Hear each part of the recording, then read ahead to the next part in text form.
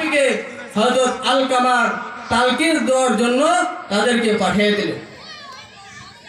তারা তালকিন দেওয়া শুরু করে দিলেন। হযরত আলকামা কোনো কিছুই বলে না। এই খবরটা হযরত ওমর রাদিয়াল্লাহু তাআলা আনহু সালমান ফারসি দিয়ে বল পাঠিয়ে দিলেন, হে সালমান ফারসি, তুমি রাসূল করিম সাল্লাল্লাহু আলাইহি ওয়াসাল্লামের দরজায় চলে যাও, যায় বলো আলকামা মুখ দিয়ে কালিমা নসিব হইতেছে না, তার মুখ দিয়ে কালিমা বের হইতেছে না, যাও তুমি রাসূল করিম সাল্লাল্লাহু আলাইহি ওয়াসাল্লামের কাছে বলো। তো রাসূল করিম সাল্লাল্লাহু আলাইহি ওয়াসাল্লাম এই কথা শোনার পর রাসূল করিম সাল্লাল্লাহু আলাইহি ওয়াসাল্লাম তার সাহাবার জন্য হাত তুলে দোয়া করতে শুরু করে দিলেন।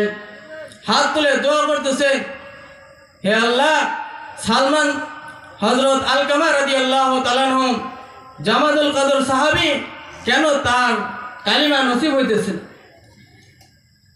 আল্লাহ রাব্বুল আলামিন রাসূল করিম সাল্লাল্লাহু আলাইহি ওয়াসাল্লামকে জানিয়ে দিলেন, হে রাসূল সাল্লাল্লাহু আলাইহি ওয়াসাল্লাম, তুমি আলকামার জন্য দোয়া করো না, দেখো যে আলকামার বাড়িতে কেউ আছে কিনা, জীবিত আছে কিনা, তুমি তার কাছে আগে জিজ্ঞাসা করো কিসের জন্য তার কালিমা নসিব হইতেছে না। আল্লাহ রাব্বুল আলামিন রাসূল করিম সাল্লাল্লাহু আলাইহি ওয়াসাল্লামকে জানিয়ে দিলেন। তো রাসূল করিম সাল্লাল্লাহু আলাইহি ওয়াসাল্লাম সালমান ফারসি রাদিয়াল্লাহু তাআলা আনহুকে পাঠিয়ে দিলেন, হে সালমান ফারসি, তুমি যাও, তুমি তাদের দরজায় চলে যাও, যায় তুমি বলো রাসূল করিম সাল্লাল্লাহু আলাইহি ওয়াসাল্লাম তোমাকে যাইতে বলছে, অথবা রাসূল সাল্লাল্লাহু আলাইহি ওয়াসাল্লাম তোমাদের দরজায় আসবে। ঘরের ভিতরে দেখতে পেল আলকামা রাদিয়াল্লাহু তাআলা আনহুর মার সঙ্গে দেখা। এই কথা বলার সঙ্গে সঙ্গে আলকামা রাদিয়াল্লাহু তাআলা আনহুর মা রাসূল করিম সাল্লাল্লাহু আলাইহি ওয়াসাল্লামের দরবারে চলে আসলেন।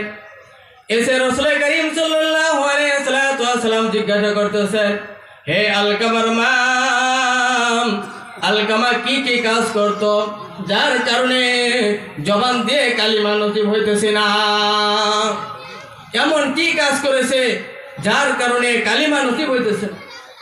আলকামা রাদিয়াল্লাহু তাআলা আনহুর মা বলতেছে, আমার ছেলে 5 ওয়াক্ত নামাজ পড়তো, রোজা রাখতো, হজ করতো, যাকাত দিত, এমনকি আপনার সাথে যুদ্ধ করেছে, জিহাদও করেছে।